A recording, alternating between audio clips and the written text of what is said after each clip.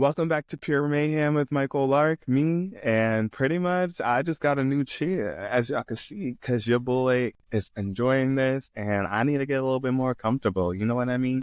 So this episode is season 2, episode 4 of Deal or No Deal Island, and pretty much right after, I believe his name Rick goes home, the cast goes back to their villa, their house, whatever the fuck this is called, and basically we see Maria and Storm. There's pretty much a romantic spark between them. It looks like it's brewing, and Lachelle catches it. And Maria's literally saying in this moment, like, I feel like they're going to target us. If they see us together, they're going to think we're a duo, no competition game once duo is in there. They don't want any partnerships because they don't want to deal with two people having their back. Like, you're going to have that person's back before mine. So why would I trust you if their partner is still in the game? So they're going to want to split them up and then pull that person in as a number, obviously. So I'm interested to see how this would go and why they're being so stupid right now. But Maria, aka MG, girl, I don't blame you because this man is fine. Everyone's talking about the Australian Survivor winner. I even forgot his name because him who when there's Storm. Michelle even tells her, like, girl, what's going on there? Like, what you guys doing? And she's thinking, like, she's playing Love Island and Deal or No Deal. Girl, get your head in the motherfucking game, okay? You go on actual Love Island then if you want to play that. Play that. So after that, we see everyone go to bed, and Parvati and CK are on the beach right now, and Will's walking around, and so are a few others. It's the morning, and CK and Parvati are talking about, like, girl, Parvati's like, girl, I see that you hate Will. Like, girl, I hate Will too, but, like, don't let everyone show it, and don't let him show it. Like, you never know, like, when you are going to need someone in the game, and maybe you can build fake trust with them and use them. Parvati is a gamer. She's been doing this for a long time now. She's very smart. She's very social. She's trying to give her some tips, like, girl, I understand, but you gotta, like, loosen up a little bit and, like, don't let it show that it actually bothers you or that it's getting to you, because it's just not a good game move. And you're talking to basically almost the princess of Survivor. So Will's like, I could read her cut that. Will's like, I could read her body language. I could tell she hates me. Like, so he clearly wants to get her out the game. She called him out in front of everyone last episode, aka last night, and he's not with it. He has no choice but to go after her because she's made it known. So kind of what Parvati was going for. Like, if you let people know you are a target for them, you're going to become their target. And everybody knows you don't want to mess with Dr. Will because he don't give a fuck. So Dixon, an Australian Survivor winner who no one even knows that he even is that besides Parvati, and Will just outed Parvati to the rest of the cast last episode, and she didn't rat him out, and he's still flying under the radar. I'm still going to call him Australian Survivor winner. One, I can't remember his name, plus I'm sticking to Storm, and I'm standing 10 toes down on that, okay? But Dixon, he's feeling insecure about where he stands in the game, who's really with him. He even says that back home, his parents just don't think he's interested enough to even be on TV. Look, and he made it. I get the feeling. I empathize with him, but I'm glad he made it and we out here. And Dixon, I love rooting for the underdog, so I'm rooting for you just because you just said it. And anybody else who follows up behind you, I'm mostly going to be rooting for them, because as much as I love Parvati, she's already won a show. And she may change my mind because I still fuck with that bitch. But right now, I don't want to see her win. I want to see someone new win. I want to see some new champions. I want someone who you don't expect to win the game to win the game. I think that's more interesting than someone who you feel like is a front runner who's just comes out on top. You're like, oh yeah, I expected that. Like, so I'm interested to see where these two go, because I feel like it is an interesting pair that no one would really see working together. So let's see.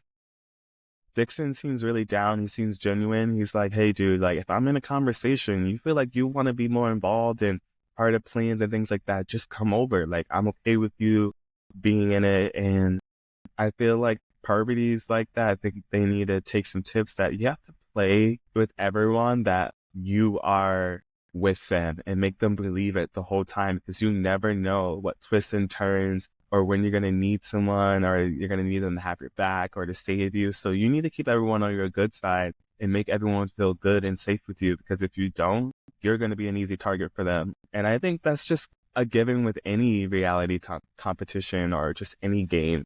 So it's crazy how some players like sign up for this and don't have this like in their head already. And if I was Dixon, I'm not asking to join your combo. I'm getting in that because I want to know all the motherfucking tea. And if you stop talking and you don't want me involved, that makes me feel like I'm not with you. And then you're my next target. The book. I just love how the scene cuts to now MG, I keep calling her MJ as a big brother. MG and Storm are together again, talking about people catching them together, but then they're having lunch together, the only ones excluded on the fucking deck. And then you want to not make it seem like you guys are a thing. Are you dumb? At least have a third person. Everyone else is sitting together. Go sit with them. I just can't with people. And then they are even dumb enough to have this conversation while they're excluding themselves from the group once again. After they were just saying they saw us last night. So now you're together last night and now you're together in the morning and you're eating together like it's a motherfucking date and you don't want to draw attention to yourselves. Make it make sense. This isn't Love Island, Thorn. It's like Parvati, David, MG, and Dixon call each other the family and say Chel's peeping on it. She's like, it looks like they're in alliance together. Like, it's obvious to everyone, but they are strong and they are targets pretty much. On top of Storm bringing more attention to it because he's with MG, and Chel's like, this is good for her. Like, I'm going to use it to my advantage. If anyone wants to come after me or someone in my alliance, I'm just going to deflect on them because they are much bigger targets. These two are my fave right now, I'm not going to lie, but I would love to see an underdog win once again. Trell says basically like, you know, I'm going to have this group, the family, be an alliance that we're going to target. Scene cuts to them on their excursion, and their task for this challenge is basically to rank players, because apparently the banker wants to know how well do you see your competition. Joe also gives them a friendly reminder that this is a competition show and not a vacation. Thorn and MG, he's talking about you. So after they rank the players, the consensus of the house is pretty much that maybe Will and David are the targets because, one, Will's a wild card. He's unpredictable. He's crazy. And he don't give a fuck. So no one knows where he stands. He's also newer to the game and he hasn't established much relationships yet. David seems to be strong and pop out between some of the players. I mean, we know why, but they don't know why.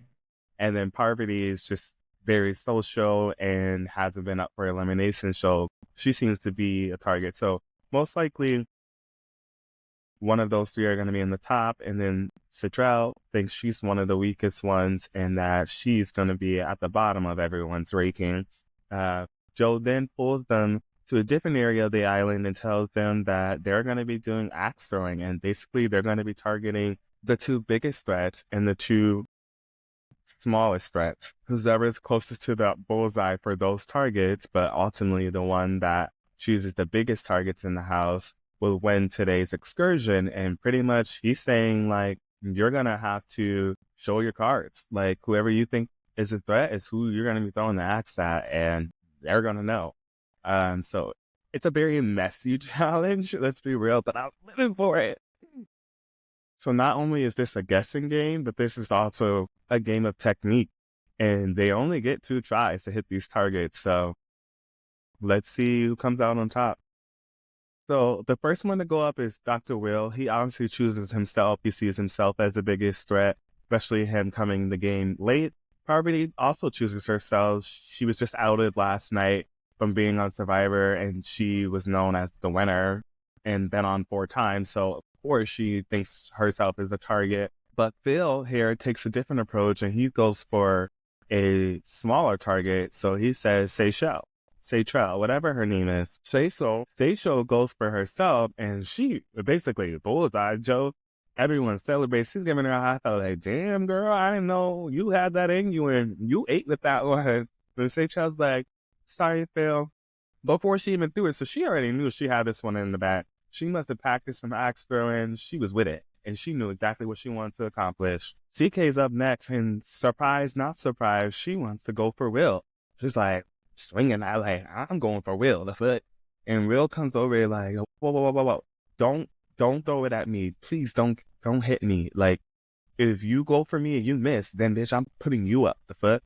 And she's like, I just faced the banker. I'm not trying to do that shit again. And he's like, well, don't hit another motherfucking target and I won't put you up. So Dr. Will gaining, okay, locked in. He's making deals on the spot in front of everyone. He don't give a fuck. CK knows that Will has power in this game, so she takes the deal. CK goes for David, misses. Lachelle then takes a shot. She sticks it, but not really near the target. MG goes up. She goes for Lachelle, going for basically a smaller target, and she sticks it real good, too. Next up is Dixon. Dixon oddly goes for Storm. Not sure why.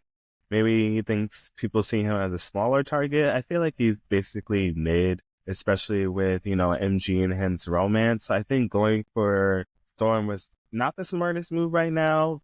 Tries, it doesn't even stay on the board. It sticks but falls off, so doesn't even count for Dixon. He tried. Dixon already feels insecure about his game, as we saw him talk about earlier in this episode. So clearly he's not too involved, and he knows it. So Storm is up next, and he goes for Dixon.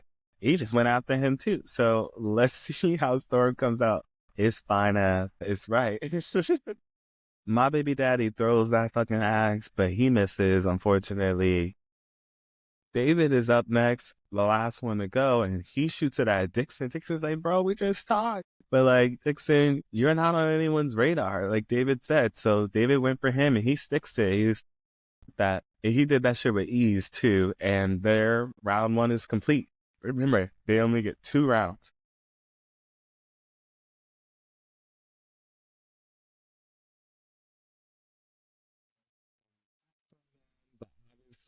Whoever hit the 2 biggest targets or the biggest target wins the challenge and gets the most money and is safe from facing the banker and has immunity. And we're about to find out who that is. So these are the pre-seed rankings by the cast earlier in the challenge, and Dr. Will is right. He was definitely the number 1 target, followed by Parvati and then David. So everyone kind of had the same gist, and Lacelle and Seychelles are the least threats, least targets, and basically anyone who target them, which they kind of target themselves, are safe from elimination tonight. So doing the math, Will and Parvati are safe from facing the banker since they hit the targets on themselves, and MG and Seychelles are safe because Seychelles hit herself and MG hit Lachelle, while everyone in between are in danger of elimination. Dr. Will wins the challenge, and pretty much DK, I bet, is happy that he made the deal with her because she should be safe. But now Dr. Will is evil. So who knows if he would actually keep his word. I mean, I think it would be smart to keep his word, because if he doesn't, he just told her in front of the entire house that he was not going to put her in. So he would just show that he's BS and he's not to be trusted, and it probably won't help him in the game. Yes, you made a good TV moment, but it's not going to get you to win this game, and that was your goal of why you came, right? Also, do you really want to go home this early? Yeah, you probably got an appearance check, but like, you make more money if you stay. Dr. Will has immunity. He has all the power. He solely will choose which out of the ones who didn't win today's challenge, which is about 6 of them, who will face the banker tonight.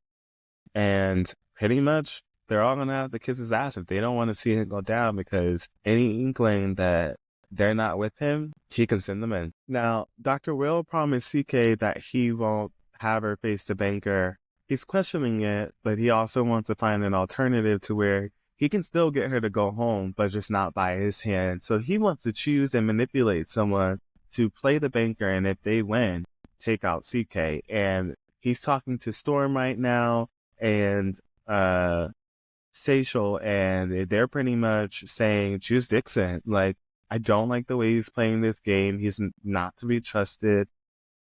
I don't really know where he's at. Maybe we can get him to get CK out if we tell him that CK is coming for him based off his reputation. And I think this idea is smart. I think Dixon is someone who can be easily manipulated because he is so eager to be more involved and be social and talk to someone because he's insecure about his position in the game. So I think he's just going to latch on and be in survivor mode.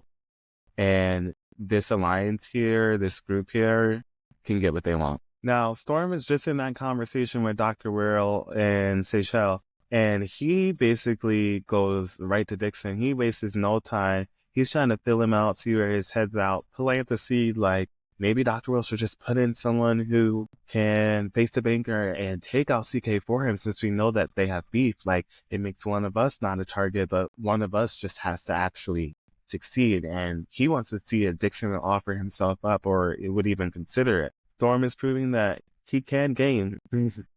The consensus of the house seems to be Dixon face the banker. It seems like a lot of people benefit from them. They keep their friends in the game, aka Parvati and David, who are the biggest threats. You know, if Dixon wins, they all stay safe, the family alliance.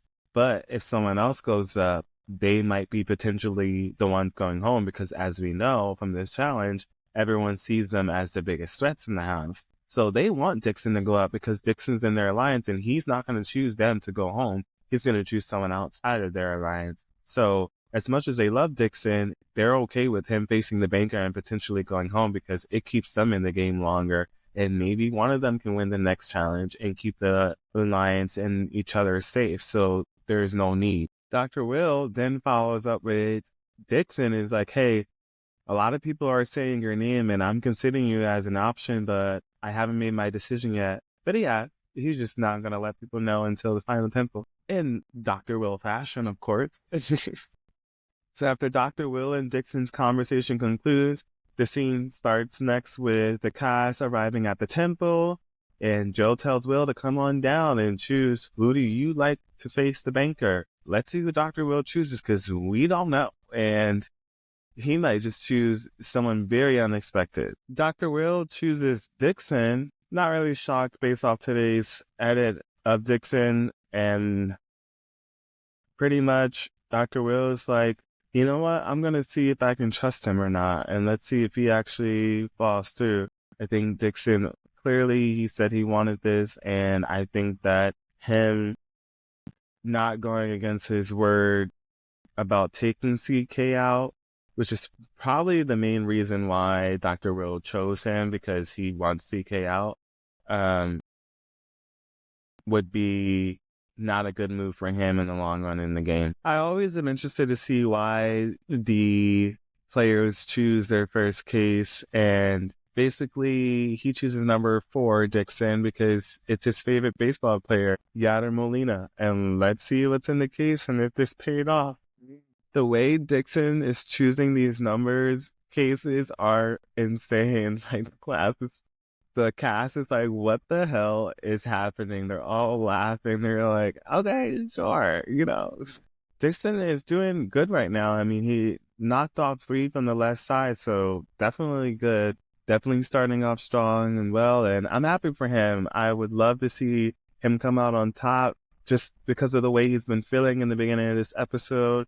I don't want anyone to feel like that, and I feel like this would give hope and inspiration to all. I mean, it is for me right now. Even though Dixon's logic in choosing these cases are like crazy, he is doing so well. He is the best case opener of the season by far. So let's just see if this works out in his favor. Right now, everything's up and it's stuck, and I hope it stays that way. What are you doing? Dixon is doing so well that he gets the biggest opening offer in round 1 as his current offer, $421,000. I mean, look at the high case values to low case values. Like, he's doing amazing. This is good. If this was like regular deal or no deal, you're actually going to win this money. Like, yeah, Dixon is like, this is not a good deal. Do you see most of my fucking cases are above six figures and you're gonna give me this 421 grand? Like, get the fuck out of here. I feel assaulted. Like, I'm doing way too well right now for you to give me this low ass fucking offer. Like, no motherfucking deal. What the fuck? And I support it. Like, let me open a few more cases and let's circle back. So Dylan opens case number 3. That is a low-key my favorite number. And yes, it was a hot girl number. This like number, okay. Like, he fucking came through. This round was not too bad. I mean, got the penny off the board. So we're doing good. I mean, look at the 2 left side cases still against 3 very high numbers. Like, there's still a chance. If he was offered a deal, I would say no deal, and I would open up a few more cases. Dixon is giving that big Dixon energy, okay? He is doing well. The cast is thriving for him right now. They're all happy. Look at he is killing it. He's only got 1 low number on the other side, so his offer we know is about to spike.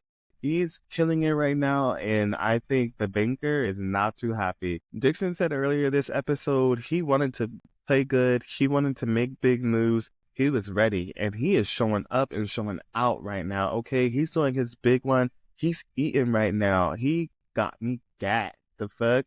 And I'm just hoping that he really pulls it out because it's going to be a motherfucking bummer if this man go home, okay? Like, and then I'm ready. I'm swinging for him, all right? Dixon's fucking offered triples, okay? To $1,450,000. That's actually above triple. Now, should he take the offer and stop here or chance opening 2 more cases? Honestly, I would chance it because if the next round is just 2 cases, I still have 3 high value cases on there. My offer is potentially going to go up, but we just got to pray that we hit that dollar fucking case because then that's guaranteed.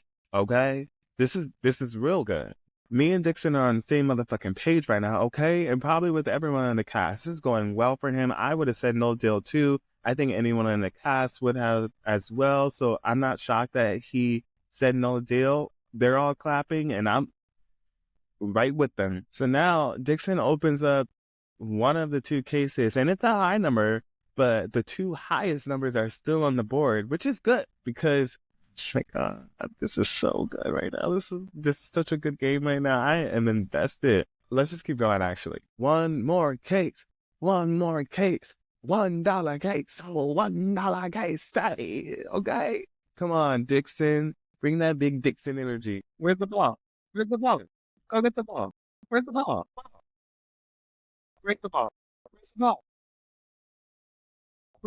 Oh my God, it's the dollar fucking case. His offer is going above $2.5 million. Yo, imagine if this was real deal or no deal. Come on, Dixon. Fucking killer. You're making your parents proud. You're proving them wrong, okay? I'm happy for you. We here.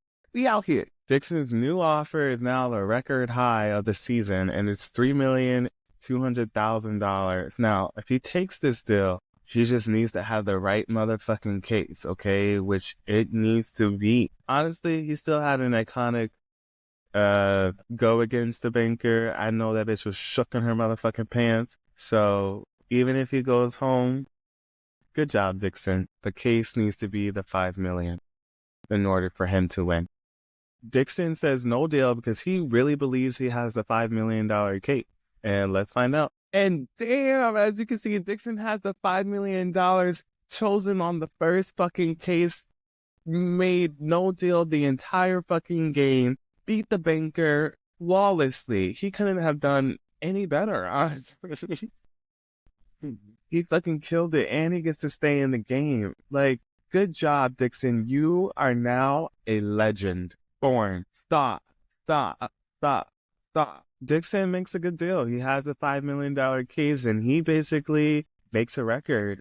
$5 million will be added to the final case. Prize jackpot. Whatever the fuck it's called. Like, he did that. Not my baby daddy. Why? What was the reason? Dude, I was just like, I take back everything I said. I take back everything I just said. You gonna do this to my man? The house is shook. And bitch, so was I, as you just saw. Like, why him? Take out MG. I'm pissed. I don't even want to finish this episode. Like, the fact that you're gonna deprive me of this eye candy now, it's just, I don't even watch this. I don't want to watch the season anymore. And Dixon, you're my next one to go home now. But honestly, Dixon, in hindsight, he was trying to manipulate you to do his dirty work, just like Dr. Will. So you're probably glad that you made this move. And as you should. Unfortunately, it just unbiased. And I don't like you anymore. They say bye to Storm. He seems sad. I just want to go and hug him and squeeze his pecs and his ass. And yeah, like, I'm still shook. I'm speechless. Like, I don't know what to say. This episode was really good, though. It caused a lot of drama. It caused a lot of tension. Exposed people. It showed some betrayal. It showed a record-breaking Deal or No Deal game. And it will go down in history. And with that, that's a wrap.